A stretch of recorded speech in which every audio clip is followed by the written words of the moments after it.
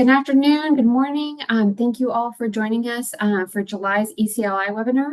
Now, if you aren't familiar with ECLI, we're the Early Career Librarians Initiative associated with the South Central chapter of the Medical Library Association. My name is Katie Pierce-Ferrier, and I'm the co-chair of ECLI with my colleague, Sandra Desjardins. We're partnered with NNLM Region 3 to launch this webinar series on topics that are useful to LIS students, early career librarians, and new to medical and health science library folks. So we're pleased this month to welcome Melissa DeSantis and Dr. Emily Vardell with us today. Melissa DeSantis is, sorry, I forgot to scroll through my slide. Sorry about that. So Melissa DeSantis is the director of the Strauss Health Sciences Library at the University of Colorado Medical Campus. She has been in her current role for 8 years and has been working as a librarian for over 25 years. As a library director, her role includes offering and negotiating positions to librarians. She has participated in mentoring several librarians through formal and informal processes. She's been active in professional associations at the state, regional, and national level. And then in her free time, she enjoys taking vacations, running, and spending time with her husband and dogs.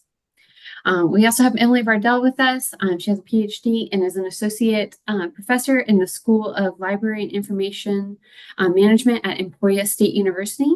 She teaches graduate courses on the foundations of library and information science, reference services, research methods, and health science librarianship. Emily studies health information behavior, focusing on health insurance literacy and how people make health insurance decisions. She's earned her PhD from the School of Information and Library Science at the University of North Carolina at Chapel Hill in 2017, and her Master of Library Science degree from Texas Women's University in 2007. So in today's webinar, our speakers will give a presentation on Know Your Worth, Mastering the Art of Salary Negotiation. So thank you both for being with us, and I will turn it over to you all.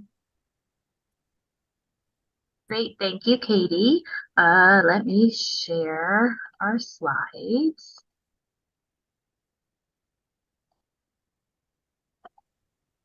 All right, and great to see everyone here.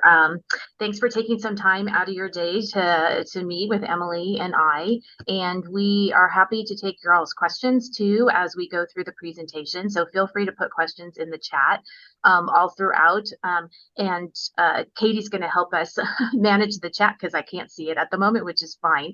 If there are questions that we can answer right at that moment, we will. Otherwise, we'll hold them for the end if it's something we think would be better later on. So with that, I am going to go to our next slide, which is our agenda. So these are the topics that Emily and I are going to be covering today. So we're going to start out talking a little bit about what salary negotiation is and why it's important. We're going to talk then about your personal skills and achievements. We'll touch on salary benchmarks, and then we'll move into negotiation strategies, both from the employer's point of view and from a job seeker's point of view. And then we will wrap up with how do you evaluate a compensation package, and hopefully some tips for those of you who are students. And then we'll have a bunch of time at the end too for Q&A.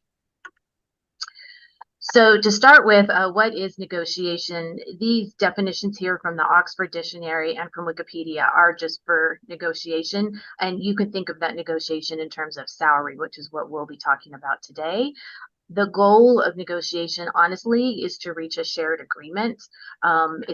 And as the Wikipedia one says, it's a dialogue between folks to craft outcomes to satisfy various interests. So that's really what the goal of negotiation is. So I want to encourage you to think of it more as a discussion and a collaboration, and not so much a competition or a contest, which is how I feel it looks sometimes when they show it like on television or in the movies, because that hasn't been my experience. So the importance of salary negotiation is something that I vividly remember learning about in 2011, 2012, when I was in a leadership program. And this leadership program was for women in higher education. And there was a book that we read there were several books, but one of the books that we had to read was called Women Don't Ask. And later on I can put the link to the Amazon to that book. The book was published in like 2007, so it's a little old, but it was a fascinating book for me, and the research they shared in there was really eye-opening for me and has impacted me over time.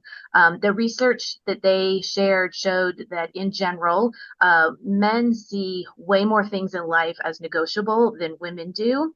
And so because of that, when women are negotiating for positions and jobs, they don't always advocate or negotiate for a higher salary. So we can have two people hired at the same time for the exact same job, and they have different salaries, which might not sound that bad.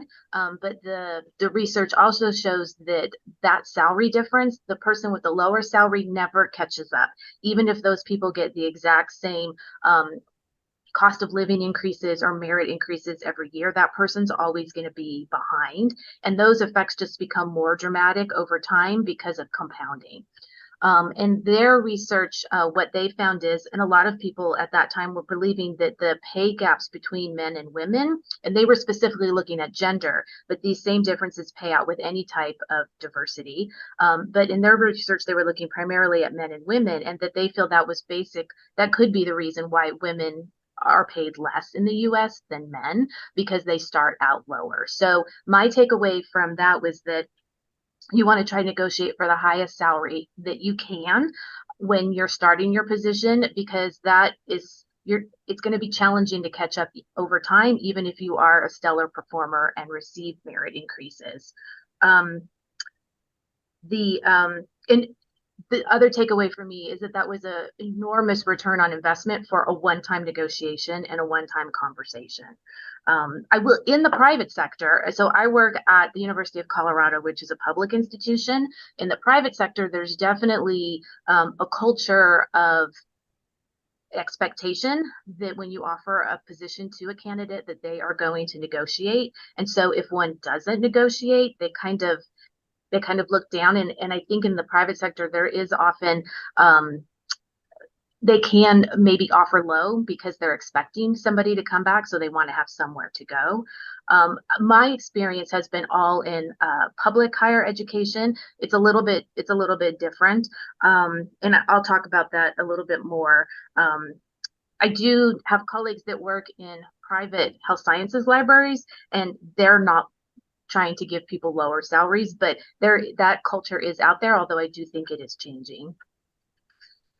So once we know that negotiation is important, why don't we do it? So one of the reasons is we don't know that negotiation is an option. And in the US, we don't typically negotiate for prices at the grocery store or at Target or anything like that. We do it in certain situations, like maybe you're buying a new car. We know that there's going to be negotiation there, but for the most part, we don't do it. I think it's also because it feels uncomfortable to us, and some of that is because of societal forces or societal culture. It can be interpreted, our fears that it's going to be interpreted if we're negotiating and asking for something more than what we were offered, that maybe we're rude, maybe we're ungrateful. And so there's that anxiety or that fear that we're going to damage a relationship if we ask for more than what was offered to us. What I want to try to reassure you throughout this webinar today is that in the arena of job searching and negotiating for jobs, as long as you're honest and respectful and you treat the other person in a respectful manner, you shouldn't be worried about that. And you should be thinking about it in terms of getting to a situation where you're going to feel comfortable taking a position, and the employer also needs to feel comfortable with the process the discussion they've had with you. And as I mentioned earlier, think about it more as a discussion, a conversation. It's not a contest, because in the end, you want both people to get something. And from an employer's point of view, I want to fill a vacancy. Like, I want that person there. So if we've gone through the process and I'm actually offering them position, like, that's the person that I want. So I do want something, and you as the applicant seeker have something that I want. So have some confidence there. No one's gonna it's highly unlikely that if you ask for a higher salary or something else in the negotiation process, that an employer is going to rescind their job offer. So the and we'll talk more about this later, but it's the point of being respectful and honest during the process. For myself personally, when I am in a position to offer a job to someone, I'm always trying to create the best offer that I can, and I will try to offer. I will offer the highest salary that I believe that I can offer and the benefits. I do that for a couple of reasons, and one of them is from reading that book. And I know people are uncomfortable asking for more, so I want to set my employees off to be in the best situation that they can be. I also know that folks are uncomfortable asking for more for negotiating. So I know that there's a possibility they might not negotiate, and I don't want to. So that's why I don't want to start out with a low offer. Sometimes that means, though, that people will ask for more money, and I can't give them any more because I already gave them all that I can. And when that happens, and that has happened, I try to be very honest about why I picked the salary amount that I did and why I cannot go any higher. But I will talk about other things that I can offer, and we'll talk more about that later. So I know that I have talked with other library directors, especially people who have been new to being a library director that had to make their first offer, and I've tried to encourage and mentor folks to do that too. That being said, I do know that I have peers, other library directors who don't have the ability to negotiate on salary, and they don't have the ability to make those changes. So as you'll see during the webinar, there's not a whole lot of hard rules. So just the idea of being flexible and having that conversation is what I want to stress to folks. And I also want to say be optimistic, because the research does say that if you are optimistic going into negotiation, you will do better. I believe this is Emily's slide. Yeah, thank you, Melissa, for providing that helpful foundation. And I'm really enjoying the chat. We've got some good conversation going on there that's running parallel to what we're talking about. So, and now that we have that kind of context for the situation you might be in, the feelings you might be having, we're going to move to some of the tangible things that you can do to prepare yourself to do this salary negotiation. So the first thing you want to do is reflect on your own personal skills and achievements. And the guiding question for this is, how are you going to add value to the library? Because you're asking for salary, which equals money. How are you going to bring money and value to the library? So things you can do are, of course, to look carefully at your CV, your resume, compare it with the position descriptions, and look and see where they match. Look at the position descriptions of previous positions that you've had. What can you tie into what they're looking for and what you have experience doing? You can also connect to some internships. If you haven't had previous jobs in libraries, are there related positions or internships, field work, things like that, that you can connect to? If you're a student or a recent graduate, is there coursework that you have that specifically ties to the position, or training? That could be CE. So NNLM offers great webinar opportunities. So if you participated in training, is there other things that you can tie to? And then also you can outline specific tools, and sometimes position descriptions will even say preferred qualifications, experience with XYZ database or tool. And so if you have if you do have some kind of training or experience working with those tools, obviously that's something you can point to. So if thinking about the student perspective, you might look at assignments where you had to create a product like a live guide, and you can say, I have experience building live guides. That's core to this position. That's something that I bring to the table. I won't need as much time to, learn live guides. I, have some creative ideas of how to make them engaging, et cetera, et cetera. So, these are all things that you can specifically point to in your own personal set of skills and achievements, and always thinking about how can I tie it back to the job description when possible.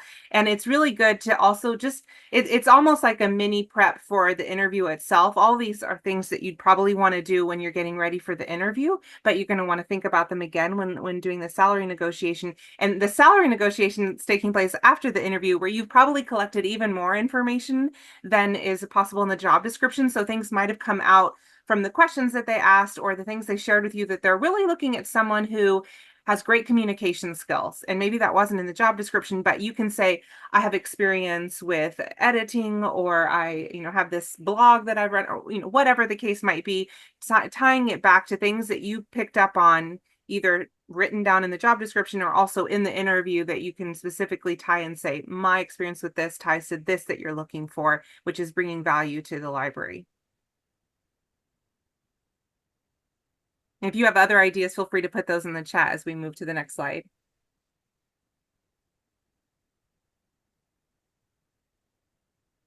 Muted myself and I forgot. So the next topic that I wanted to check on was benchmarks, and I believe this will resonate with all of us as librarians, is that you always want to have a data-informed research. And so part of what you're going to want to do is see if you can find out what other folks are getting paid. And there's a couple of different ways that you can do this. The points that I want to point out is that you want to, as much as possible, see if you can find positions that have similar work duties. So if you're a metadata expert, what are other metadata librarians getting paid? And so you also want to see if you can find similar markets. And by markets, I'm mostly talking about geographic areas, because cost of living varies in different parts of the country. So what a metadata librarian gets paid in New York City is probably going to be different than what a metadata librarian gets paid in Emporia, Kansas. So you want to take those things into account. And honestly, I would also suggest too that as you're applying for positions, you look at these things before or when you are applying to positions, because if there is a certain amount of money that you need to make in order to pay for everything in your life, you want to make sure that jobs you're applying for can meet that salary. So there's a couple of places, there's a number of places, but I just wanted to share some of the ones that that I'm most familiar with. So there are professional associations that create these data sets and make them available. Some of them are going to be freely available. Some of them are available to members of the professional association. Some of them you have to pay for no matter what. So there's a lot of variety. One of the tricks or tips that I want to offer to you is that oftentimes libraries have a subscription to one or more of these data sets. So back in the day when everything was in print, you could go physically to the library and the books were just there on the shelf and you could pull them out and you could look at them. Now, most of these things are electronic, but if you can go into the library, if you can access some of their resources, if you have a friend who's a member of one of these associations, if you have a mentor or another colleague, you can ask if they can help you get access if you don't have access. Those are all options that are available to you. So the first one I have on there is the annual statistics of medical school libraries in the US and Canada. This is created by ASLD, the Association of Academic Health Sciences Libraries. We often just refer to it as the ASLD stats. And in the next slide, I can give you another kind of screenshot from it. ASLD is, so this is an example of one where the members in this association are actually libraries. So individual people cannot join ASLD, only libraries can. So they do an annual survey. A salary survey is one of the surveys they do that they send to libraries. And so myself as the director, I receive the survey and I have to put in all the salaries for the folks who work in our library. And then they collate all that information together. So it can be really helpful. The Medical Library Association is similar, also medical libraries. The difference there is that the members are individual people. So I myself join the Medical Library Association. So they do salary surveys, but they don't do them nearly as often. So the last time they did one was in 2017. They sent a survey out in 2023, but it's not, they haven't released the results yet. So that one's not out there yet. But when that one comes out, that one will be helpful.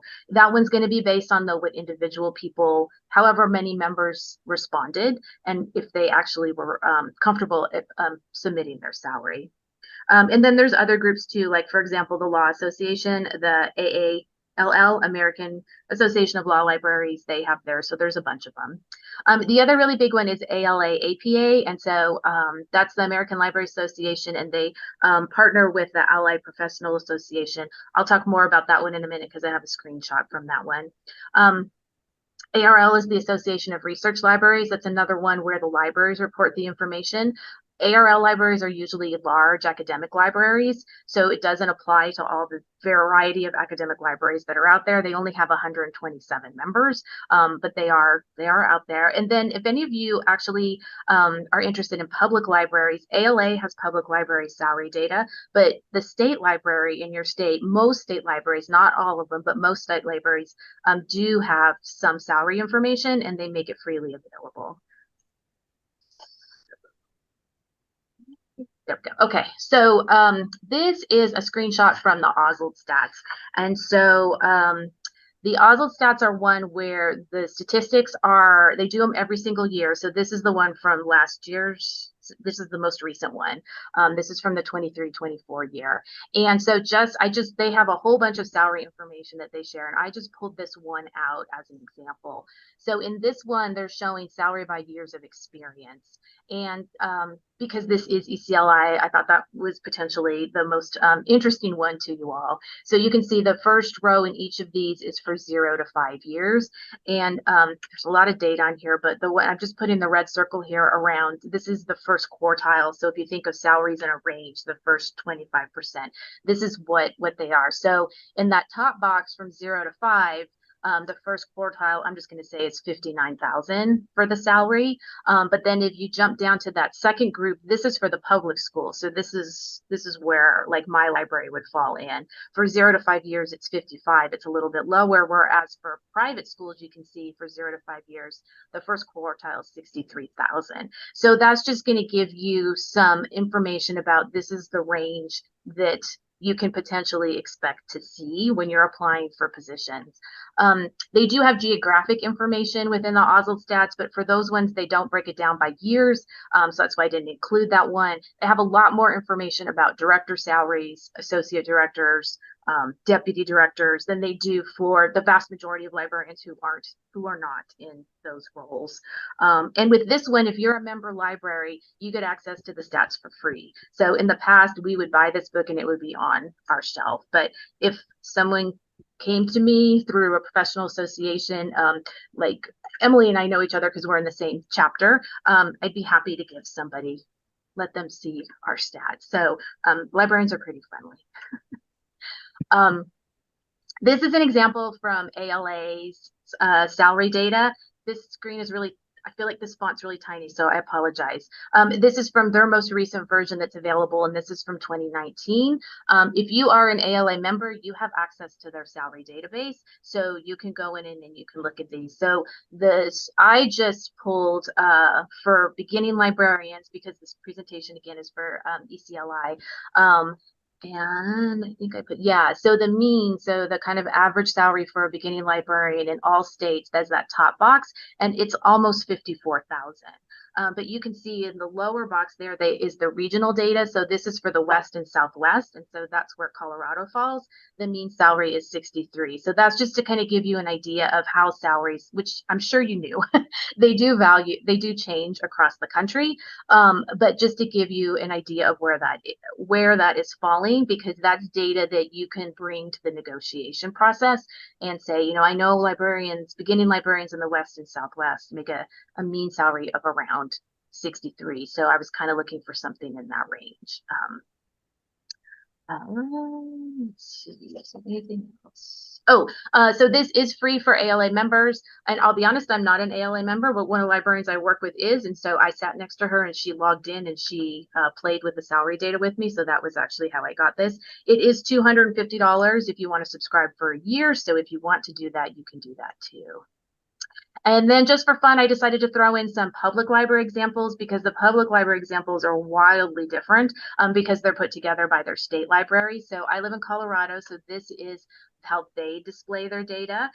This is from 2022. And I just highlighting here, if you're just a general librarian, non-supervisor, that's how they do it. You can see that the average salary is 29,000 for on the low end, and on the high end, it's around 43,000. So depending on your years of experience, you know, you can kind of get a feel for where you might fall in there.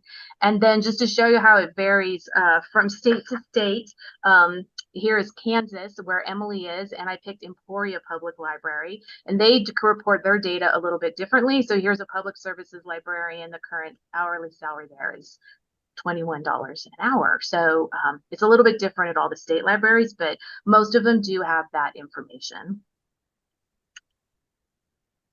And then I'll just kind of talk then now about the negotiation strategy from the employer's point of view. And what I did want to reiterate is that as an employer, I want to fill a vacancy. So I want whoever I'm offering the position to say yes. So I want to try to make the strongest offer that I can make. I do have some constraints or some areas I need to work within. I don't just have a free for all. As much as my staff actually think that as the director I'm all powerful, I am really not. I have certain powers, but there's other areas where I don't have powers. And I will say this is where it will very much vary at every single institution. I read something once where the quote was, "Universities are Byzantine organizations," and that's definitely true in higher ed, that's where I have spent my entire career. So even in the University of Colorado system, there's different rules for me at the Anschutz Medical Campus than there are for folks at the Boulder campus. So that's coming back to the flexibility and thinking about what things do you really want or need as a candidate. So I do have control over a lot of my budget. So I can set whatever salary I want when I post a position. The constraint I have there is based more on equity, and I'll talk about that next.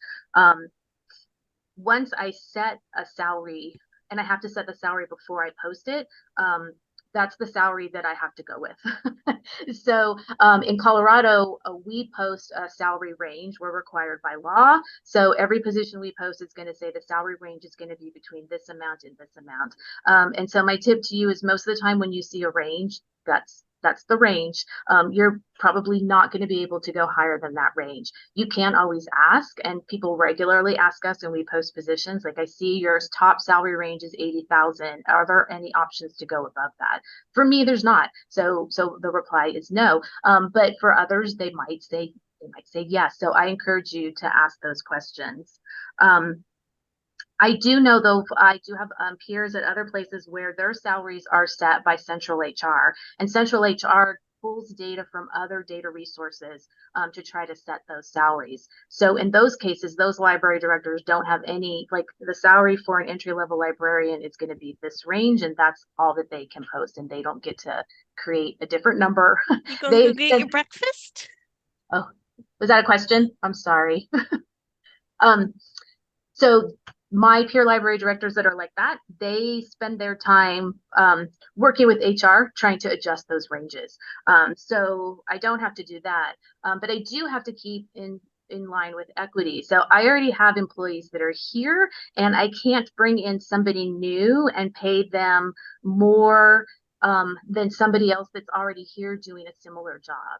So that's what I look at when I'm posting a position, creating a position. I'm looking at the job duties. I'm looking at the rank of the librarian, where they're going to be, because we have different ranks for the librarians. And then what are other folks in that same rank getting paid? And then the range is similar to that.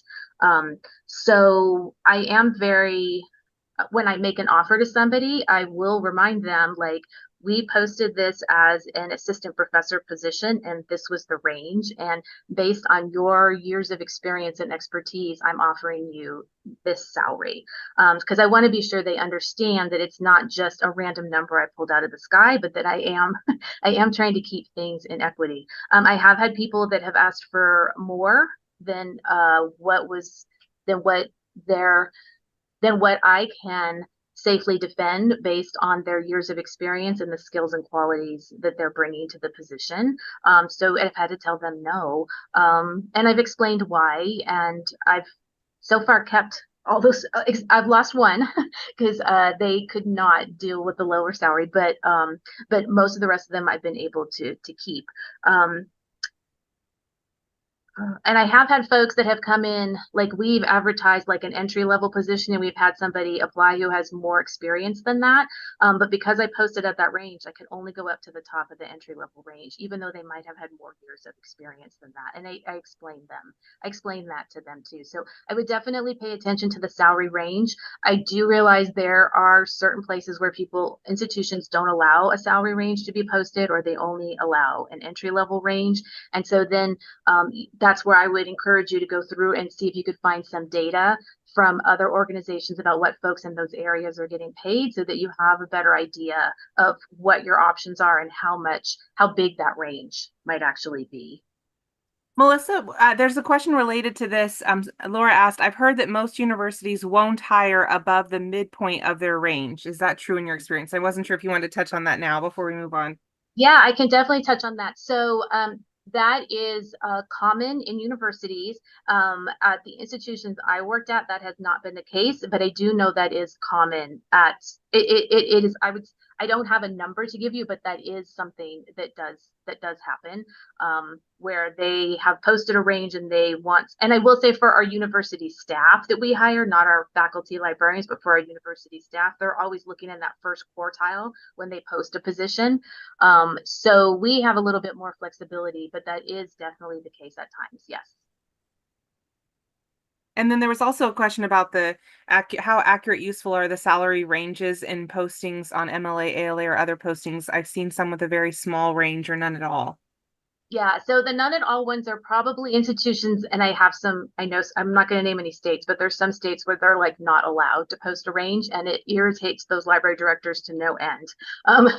Because I will say we started posting ranges before it was even a law here in Colorado, because I would post a starting salary and people were asking for stuff like $70,000, $50,000 more than that. And there was no way that was going to happen. So that's when we started posting ranges even before that. If it's a small range, my guess is most of the time that's what they have. And they could be one of those institutions where the salary is set by HR. So the library doesn't have a ton of wiggle room. They only have that, whatever is in that range. So if that range is close to what you're looking for, I would reach out and definitely ask the hiring. When the jobs are posted, there's always a person to contact for more information, and ask them if there's any wiggle room or what the likelihood of wiggle room is, and see what they say. Because people do regularly ask us, so it's totally fine to ask. And it's better to ask before you apply for a position, go through a whole interview process, and then find out they have no wiggle room. That answered the question. Thank you. So the next thing I want to be sure and talk about is that all libraries belong to some kind of larger organization, and that organization is going to put some constraints on them.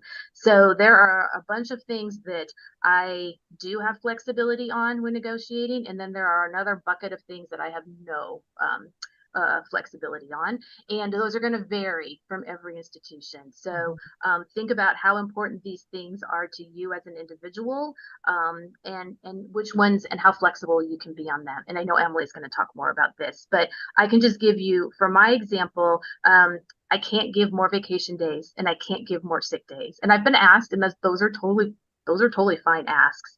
And as I mentioned earlier, I can't go over the range that was posted, the salary range that was posted in the job ad. But there are things I can be flexible on. So those are things like professional development funding, relocation money, if you're coming from another state, start date, hybrid schedules, if I'm offering a job to somebody and they're like, I really want to take this job, but I have this big vacation planned next month and I'm not going to have enough vacation days. Like, those are all things I can be totally flexible on when I am working with a candidate. So there's a whole range of things that you're going to want to take into consideration, and just know it's going to be different at every place. It's kind of like the Wild West out there. There's no set rules. The other question I get asked a lot, and I didn't put the bullet on here, is how does this negotiation actually happen?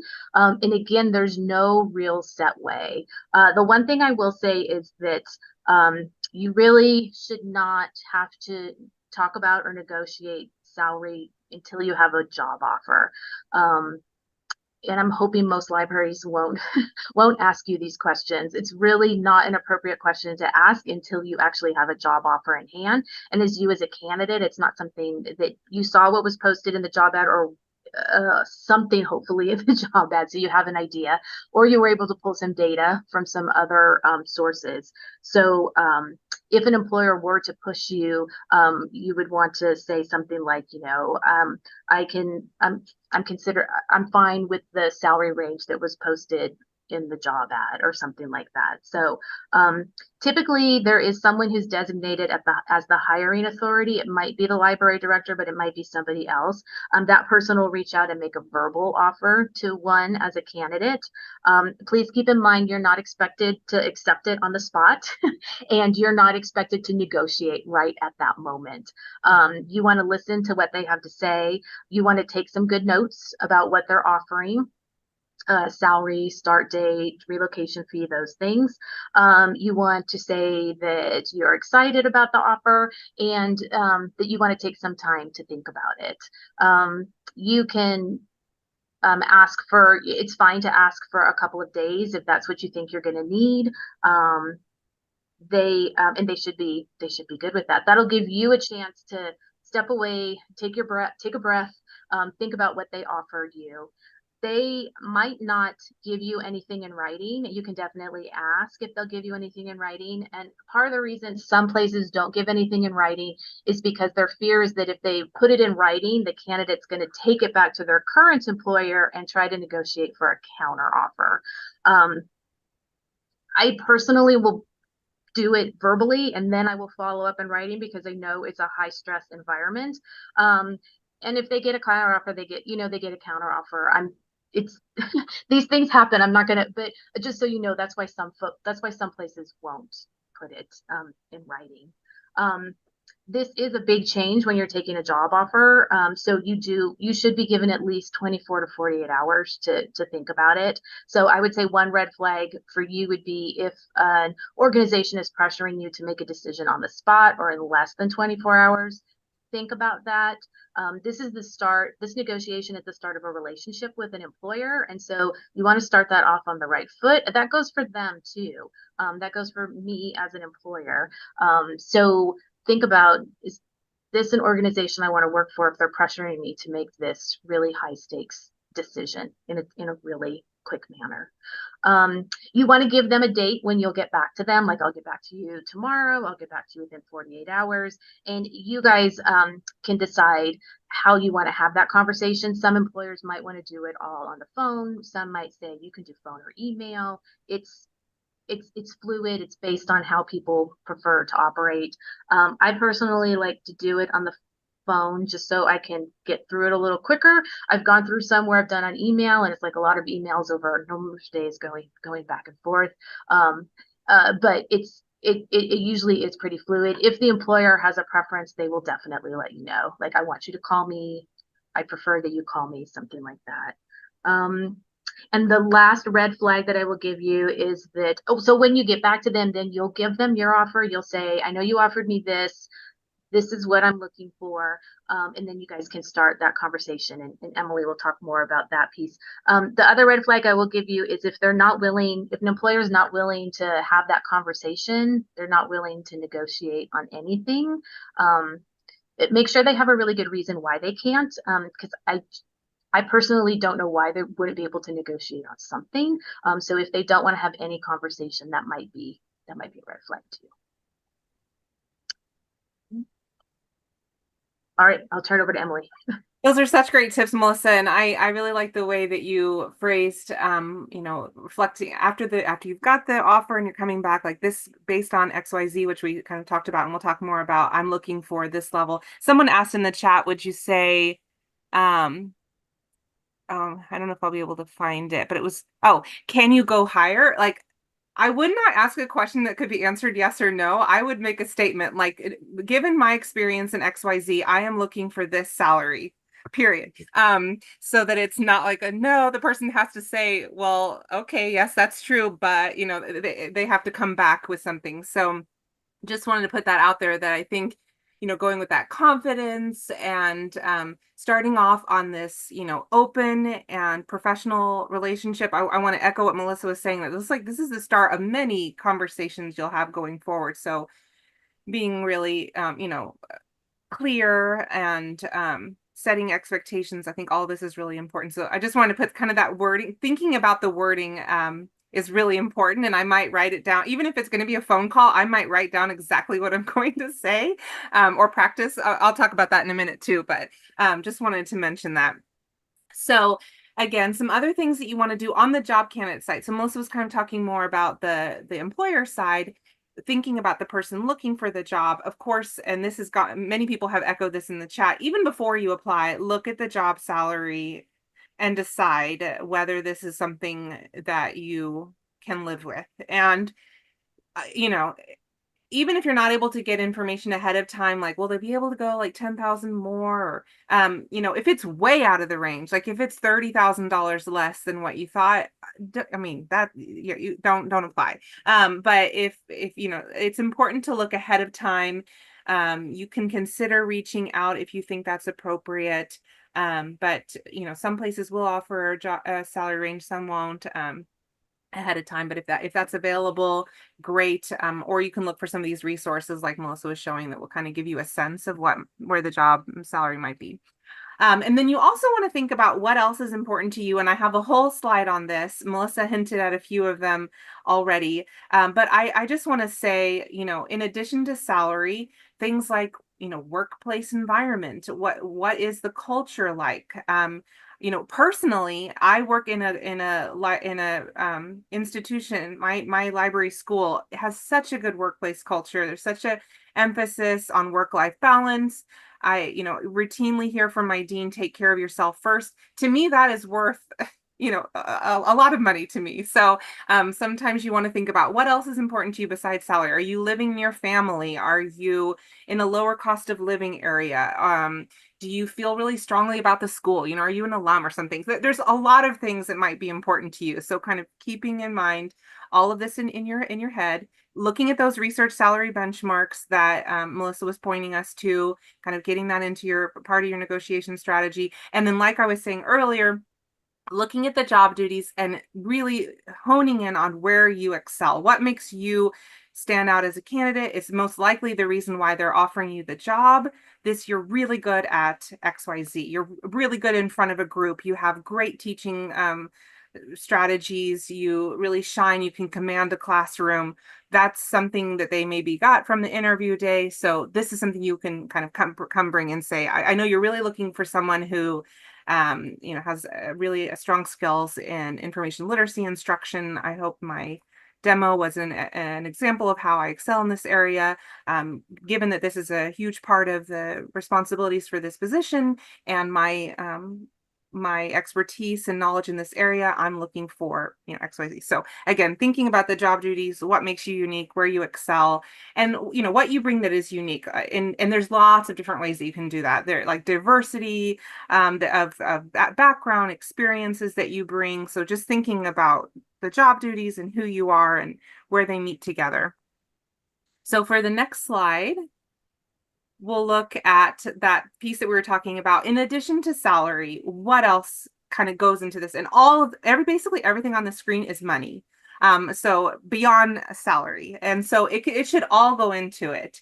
So I would encourage you, the salary is important, but there's a lot of extra money that's not even in that amount. And here's a lot of the things that you can consider. And I separated them by things I think you can probably maybe negotiate and things that you probably can't negotiate, but should be a part of your decision making. So things that you might be able to negotiate: technology, like, are they going to set you up with a home workstation? Are they going to offer you a new laptop? Are they going to offer you an iPad? So like they should have some information about the technology. And sometimes they'll tell you, we have a $5,000 allotment for new hires that can be used for technology, and you decide how. So that can be part of your package. You also might want to think about travel. And this is an area where you might be able to negotiate travel to conferences, travel to do research, travel to do professional development. Maybe you want to do a leadership training. Do they fund this?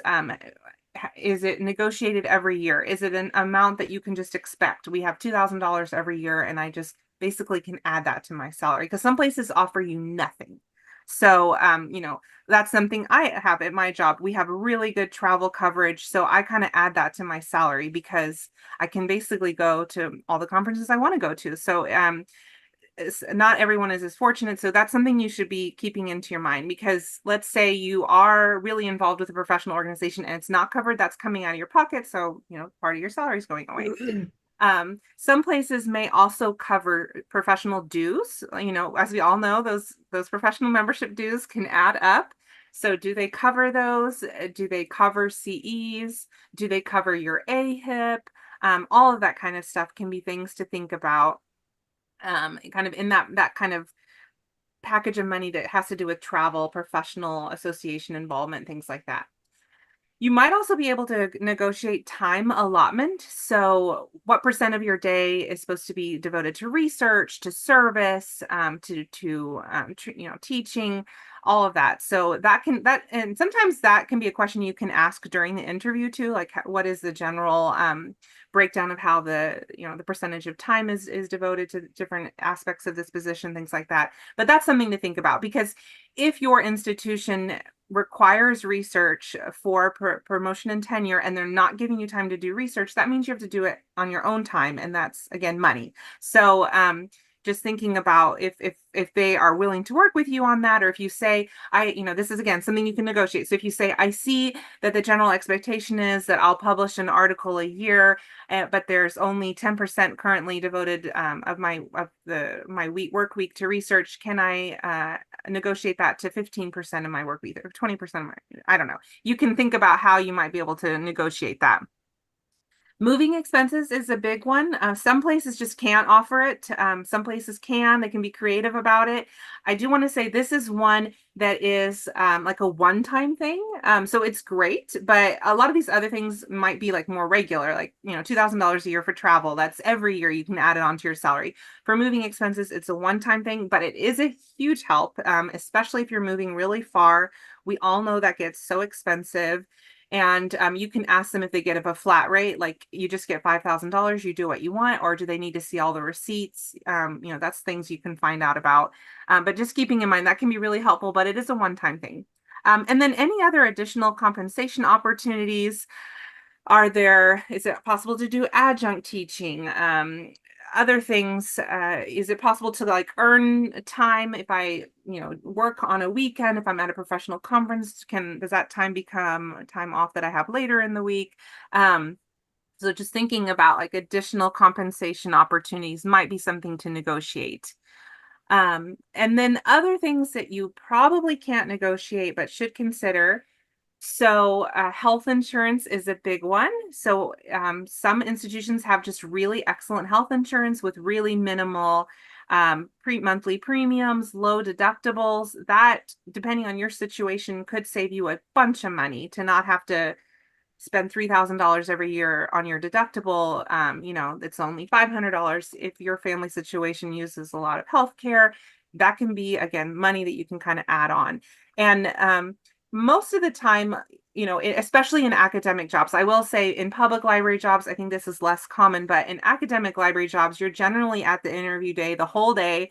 And oftentimes you have a certain time set aside to meet with HR. This is where you can find out this information. You can ask them these kinds of questions. If you don't have that as part of your interview day, hopefully there's a website where you can go and read about it, or you might ask the person hiring can you send me some of the benefits information so I can review it. Hopefully you've already gotten that, but I just wanted to mention that you can, there's other extras, like do they offer life insurance, dental, vision, all of that kind of stuff. So you want to look at that and see what are they offering. And oftentimes that can be a real added benefit. Do they cover some of the nice to have things that not all health insurance does cover? All kinds of stuff like that. Another thing is time off. Do they lump sick leave with vacation leave? That seems to be increasingly common. I'm not a huge fan of that, but is it separate? Can you negotiate that? Do you have an option? You might need to look carefully, again, especially in academic libraries. faculty might have one thing, staff might have another. So being really clear on where do librarians fit in that. But again, it probably isn't something like Melissa was saying. Probably you can't negotiate like I want 25 days instead of 20. But you can clearly see if they only offer 12 vacation days in this, and maybe you're comparing two, in this other place offers 20 vacation days. Again, thinking about time being money, that's important. Other things about time off you might look at, maternity leave, other things like that. Do you have to be there a whole year? Do they pay, is it paid maternity leave? Is it just time off? So you can, think about all of that in terms of the time off piece. A lot of institutions will offer tuition remission, which is a real added benefit. So think about that. Do you have to be there a certain number of years before it kicks in? Is it only for you? Is it for a spouse? Is it for children? This can be a huge savings. If you're at an academic library, you have kids that are high school age, and they can have their entire education for free. I mean, that's a huge amount of money you can add on top of your salary. And that's, you don't want to pressure your kids that they have to go there, but it's a nice to have thing. And then other things that you can think about are institutional discounts, like transportation. Do they offer bus passes? How much is parking? How nice is the parking? But also other discounts like for travel or other things, gym memberships. I've seen all kinds of stuff being offered in the institutional discount thing. And again, you probably can't negotiate it, but you can just kind of keep it in mind, like, oh, parking is a minimal cost. That isn't like, I don't have to take that off of my salary. Whereas other places, maybe the parking is $200 a month and you can't negotiate. So you just have to take it off of the salary immediately. So, and yeah, I like Kelsey's put in there how the vacation days are dispersed. You get them all, like the 20 days you start and you got your 20 days, or do you earn 2 days a month and you've got to, kind of bank them before you can take a longer time. So, I'm seeing some great comments in the chat too. So yeah, these are all things. If there are other things that you can think of that I haven't included here. Oh yeah, thank you, Diana. So hybrid versus on-site, how many telecommute days are available? Again, what kind of setup do they support for you at home? Things like that. Yeah. So these were the things that kind of came to my mind. Again, you just kind of want to put it all into the big picture and consider how all of this creates your work well-being. And some of the salary, again, the salary is important, but all of these things can kind of either add or subtract from the salary. So keep it all in mind. People have already talked about where you live. So I live in Kansas. It's much cheaper to live here than in Denver, where Melissa is. So, keeping in mind all of this should all go into the thought process. And when you are negotiating, if the person you're negotiating with says, I'm sorry, we can only offer the top level of the salary range that we posted for legal reasons, you can say, I understand. How about we look at travel? Is that somewhere where you can support more of my professional? I'm really involved in the Medical Library Association. I've attended every year. I've served in XYZ committee. I plan to continue that involvement. Will there be support for me to have financial support to attend, as well as time off? Some places don't give you time off to go to conferences. So all of that, that's just an example of what I would say, if I were kind of looking for opportunities. So those are all things that you can kind of think about. I'm seeing some more comments about FMLA too. So yeah, looking at the state level legal aspects and things like that. And I also, because this is the Early Career Librarian Initiative webinar series, we wanted to talk a little bit about student-specific tips. And I think probably a lot of these are helpful, even if you're not a student. But if you are a student, I'm particularly talking about that with wearing my professor hat. So I want you to think really broadly about what qualifies as experience. I know a lot of students kind of talk themselves out of things before they've even tried. And, some places, it's really limited on what they might qualify as experience, and other places are going to think more broadly about what qualifies. And so it doesn't hurt to try, is my feeling. So, you know, again, maybe you have not worked in a medical library before. What are other things that you can point to that might qualify as experience? So customer service is a really big one. If you're applying for a public services position and you have years of customer service experience, that's something you can talk about. You know, have you done training in that area? Have you had a leadership role in supervising other people who provide customer service? All of that kind of stuff can be in there. Do you have health related positions? I'm seeing more and more students who are, you know, previous healthcare providers. They are nurses, they work in public health. That can be something that you can highlight too. So I'm bringing my background as a dental hygienist to this dental liaison role. While this is my first position as a librarian, I believe my experience providing dental health care really you know, sets me apart from the other people who've applied for this position. I think that warrants a higher range of the salary range, XYZ. So hopefully all of this like example of what you might say is helpful, some of this wording that you might use.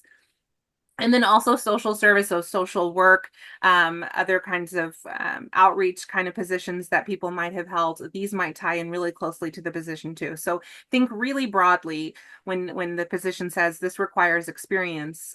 Here are some examples of where you might be able to point and say, I do have experience, and build on those when you're negotiating the salary. And if the person, you know, if the person at first says, well, you haven't worked in the library, so I really have to offer you the lower range, you can say that while I haven't worked in the library, again, like those examples I was giving, I have done XYZ, which I think warrants a higher level of the range of the salary. And they might already know that, but it's a good reminder to say that again, and to kind of you demonstrating how you see that connection demonstrates to them that you'll be able to build on that when you hit the ground running in the position. You can also highlight coursework that ties to the position. I personally have done this. I was fortunate to take a lot of health related courses in my MLS and pointed to that, and that helped me stand out. So if you've taken, especially if you're applying for health related positions, pointing to health related coursework. I know not everybody here may be interested in health sciences librarianship, so you can point to other things as well that are specifically your coursework, how it ties to the position. There's increasingly courses offered, for example, in trauma-informed librarianship. I guarantee you probably nobody else working at that library took a class on trauma-informed librarianship. So that's a background and expertise that you bring that's unique, and it's a value you add to the library. Maybe you can say, based on the course that I offered, I think I'd be able to infuse this in my work. I might even be able to offer some training to other people, or start a journal club where we could look at trauma-informed librarianship, XYZ. So you can, again, point to some of the coursework you might have that is new and innovative, that offers something new that isn't already at the library.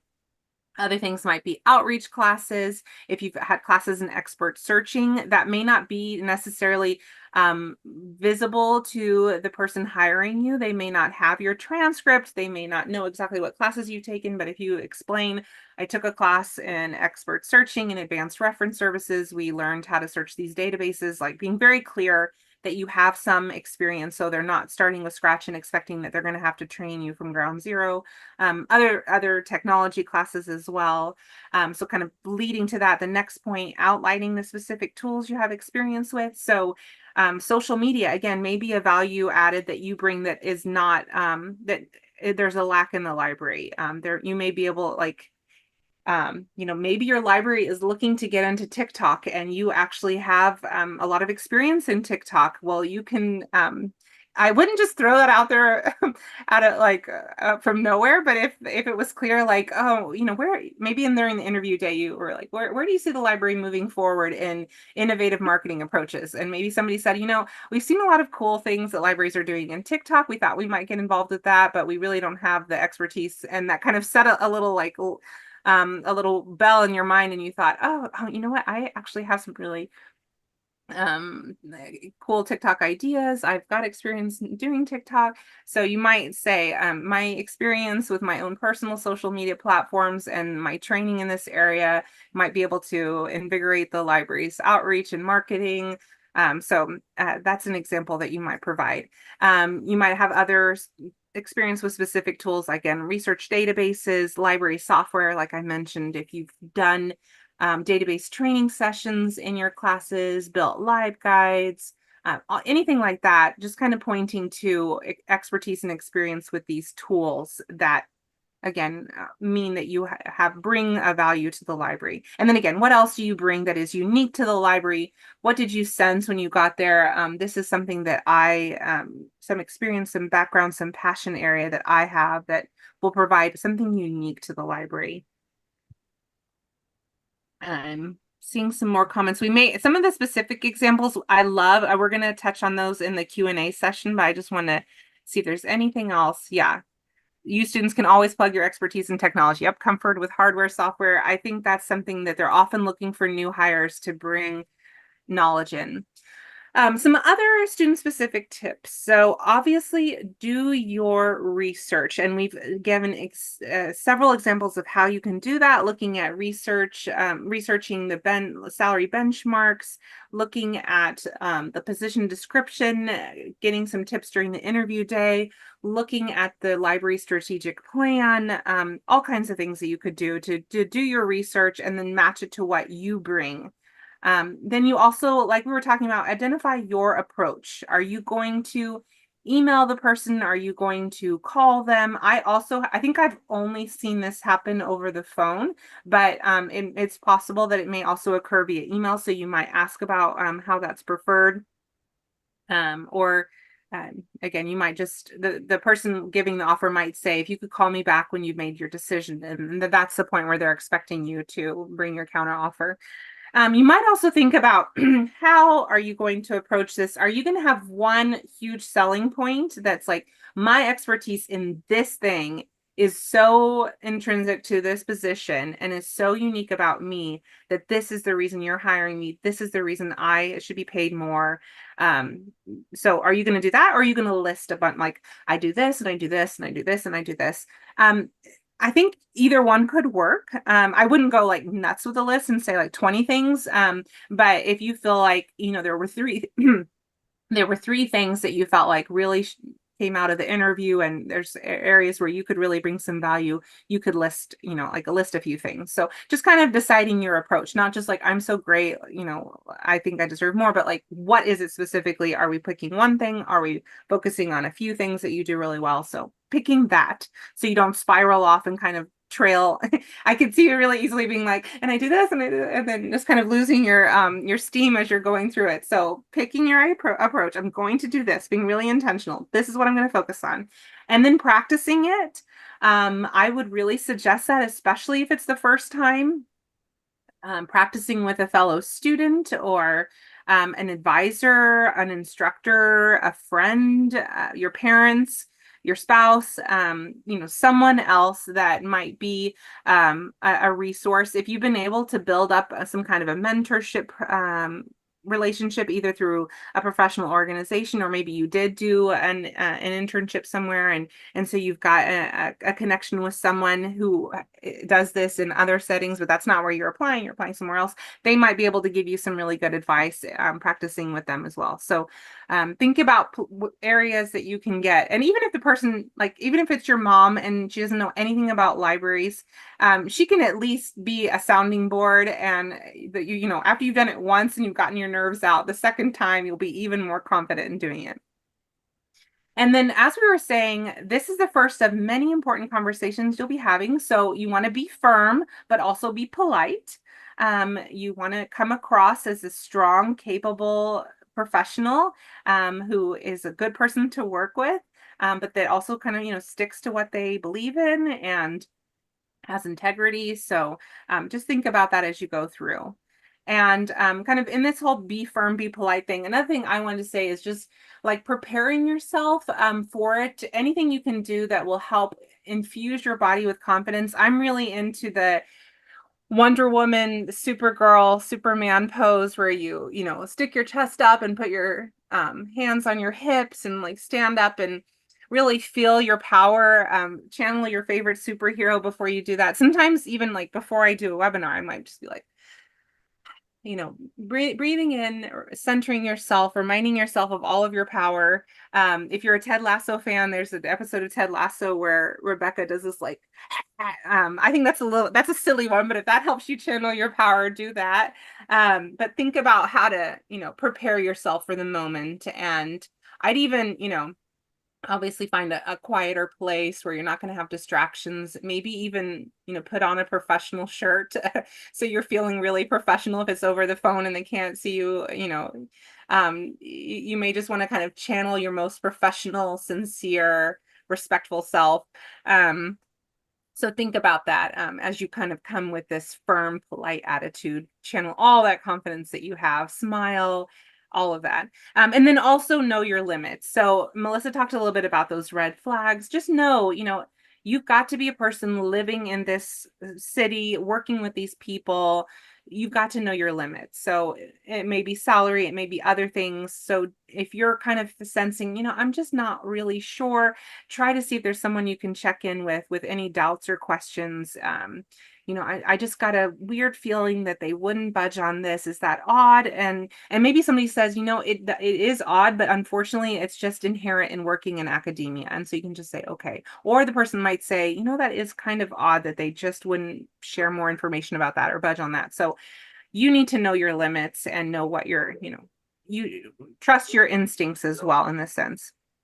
And then finally, I'm always big into celebrate. Once you do it, celebrate. And even if you didn't get everything you were hoping for, still celebrate. Hopefully you have a new job and lots of new exciting opportunities, and celebrate that you took the time and had the confidence in yourself to try this. And hopefully you were able to negotiate at least one little aspect that has made your financial well-being and your work life situation even more positive. So just wanted to encourage you to do that. Sometimes we forget that, and changing jobs is so stressful. So try to celebrate the little wins along the way. So now I think we're going to move into questions. I'm going to try to scroll through. I'm going to do my best.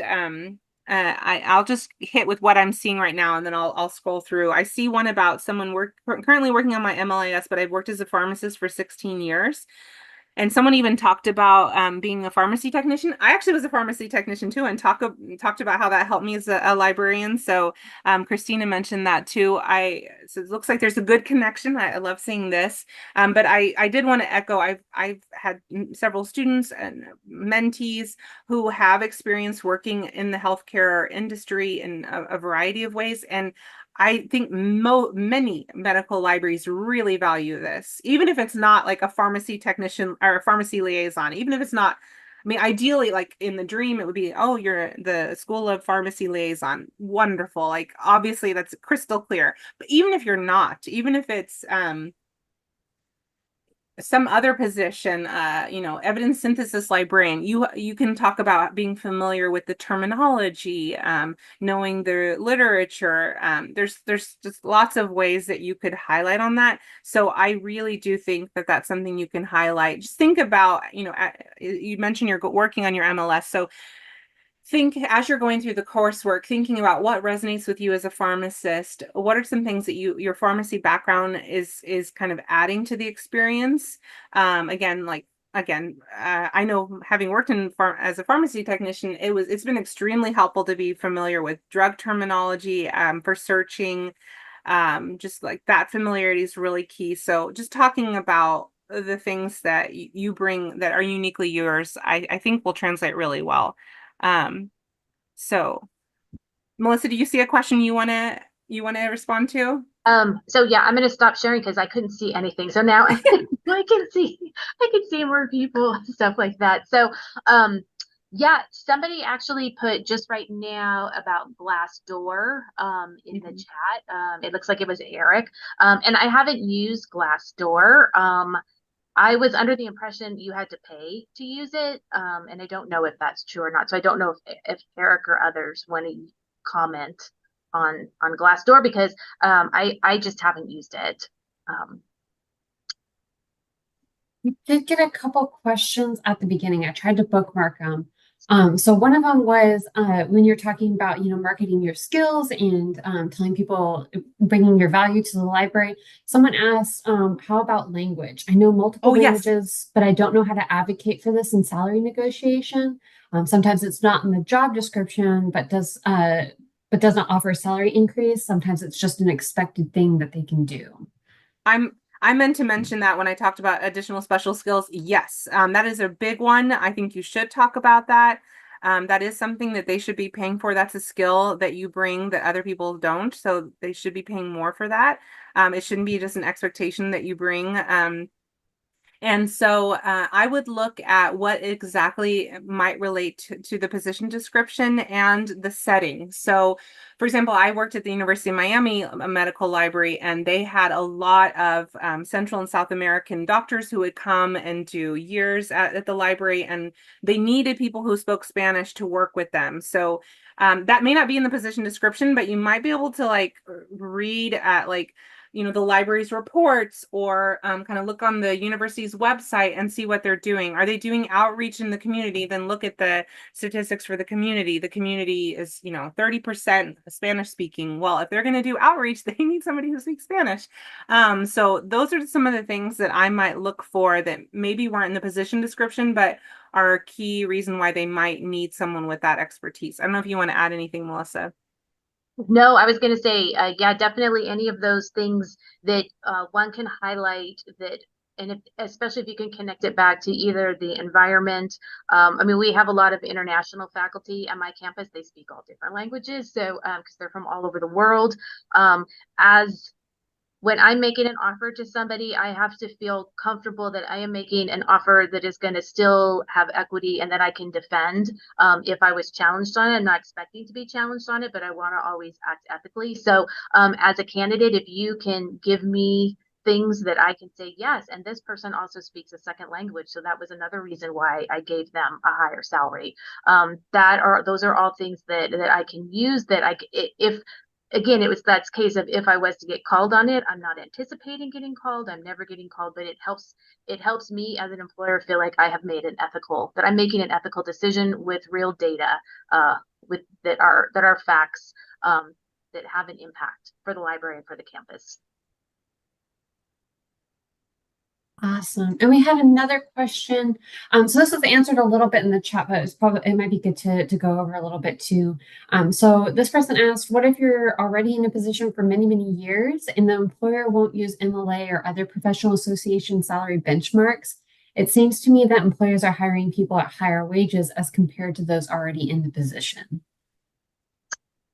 So I am happy to answer that question because that was the issue that we had at my institution. Folks had been here, and then honestly during COVID, right, inflation went up, cost of living went up. Other places were increasing their salaries, so I needed to increase our entry level salary. But if I increased my entry level salary, that was going to affect everybody else that was already here in the library. It was a lengthy process. It took about, I feel like 18 months that I had to work with HR to try to rectify that situation. In my perfect world, I would prefer to have increased my current faculty salary and then advertised the new wage.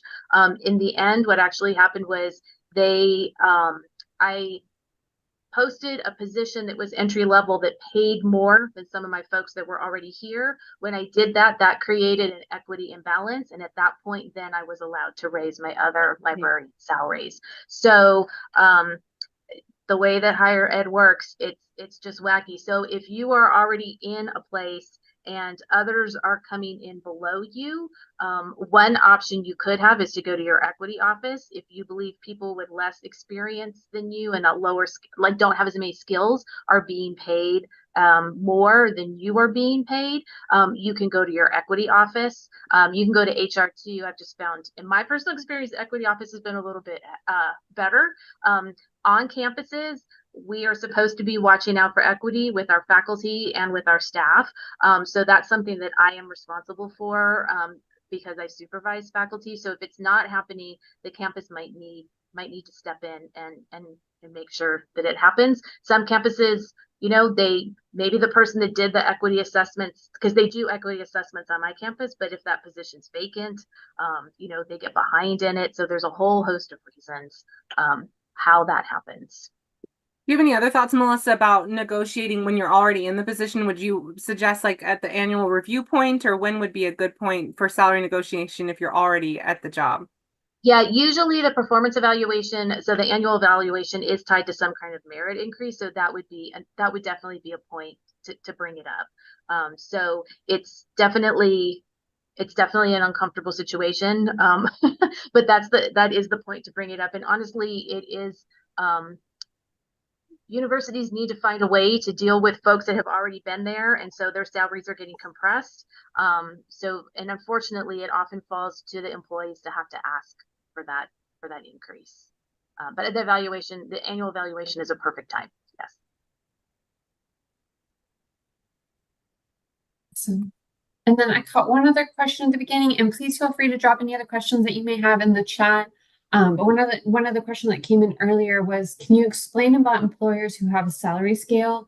How can we negotiate for these kind of positions? You talked about that some, but they were saying some of the scales that they see usually start from 60K in California and ends at 140K. So that range is really vast. So maybe a little bit more about how you can kind of understand when it's a range that vast.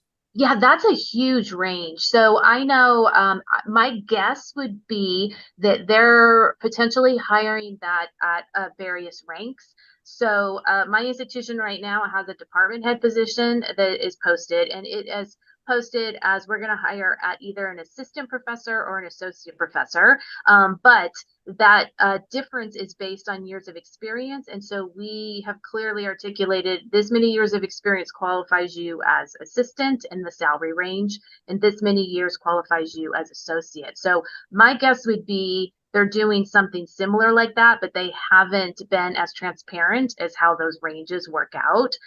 So I would reach out to the hiring. Sometimes it's somebody in central HR, sometimes it's somebody in the library, and just ask if they can give some information to indicate how that scale is being divided up. Because that's a huge range to go from 60. Did you say 60 to 100? That's a huge range. So yeah, they've got to have some way that they can make those decisions. And so you as a candidate, it's helpful to know that before you apply.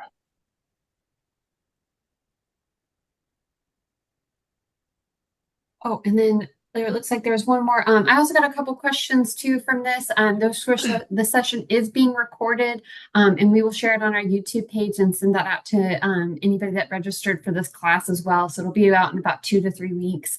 But somebody also asked, if institutions cannot offer higher salaries than those of existing employees, how do institutions in lower cost of living areas effectively recruit applicants from higher cost of living areas? So I'll say we actually put this in our calls for applicants. We put the Kansas has a lower cost of living.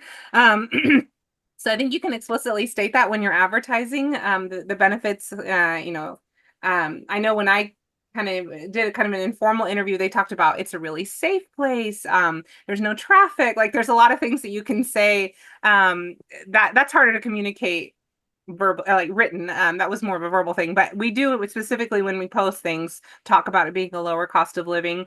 I've also seen, I think this is happening more and more frequently, are in webinars, kind of informational webinars about positions, where they're hosted using the Zoom webinar form. I'm sorry if you can hear the dogs, so they're going a little crazy.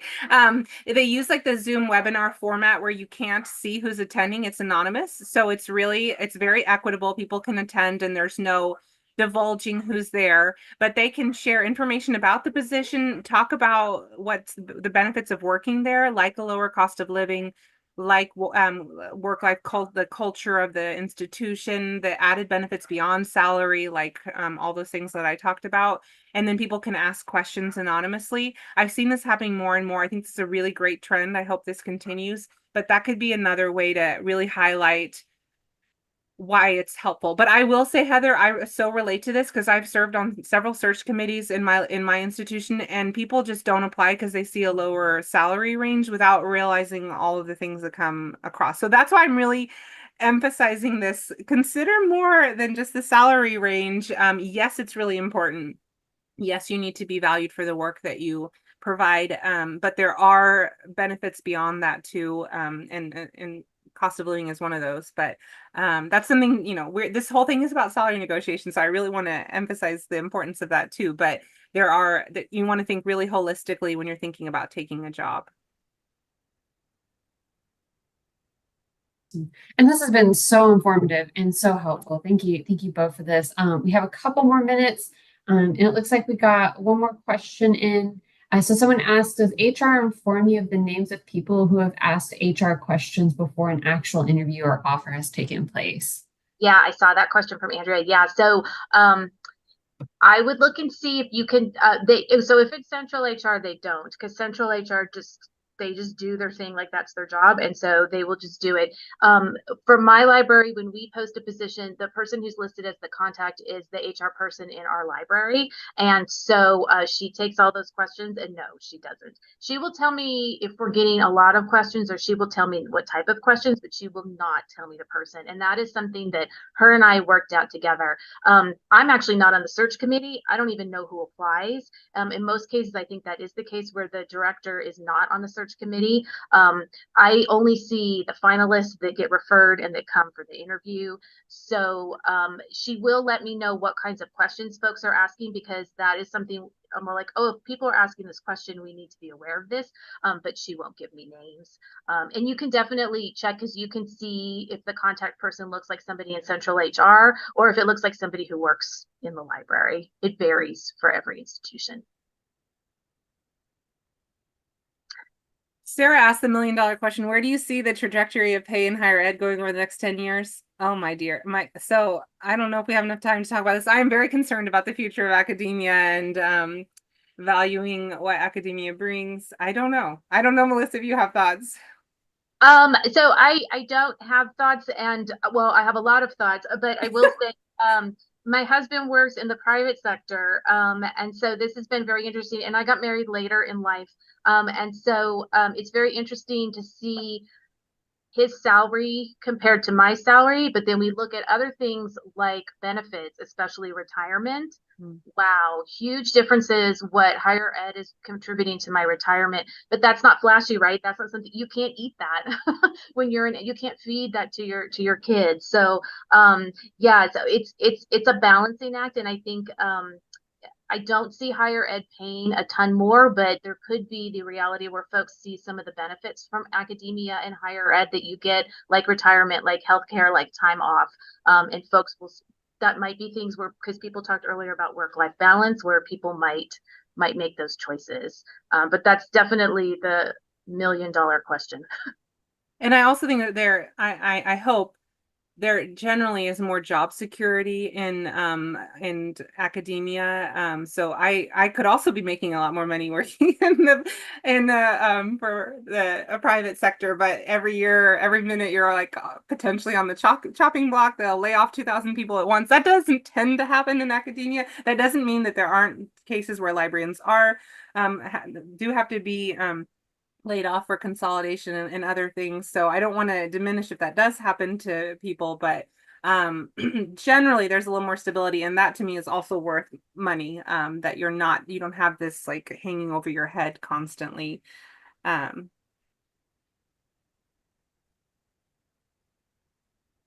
Well, thank you again, both of you, so much. This has been, like I said, really informative, very, very awesome advice. And we had a lot of great chat and a lot of great information and links shared and advice in the chat as well. So thank you both. Thanks for watching. This video was produced by the network of the National Library of Medicine. Select the circular channel icon to subscribe to our channel, or select a video thumbnail to watch another video from the channel.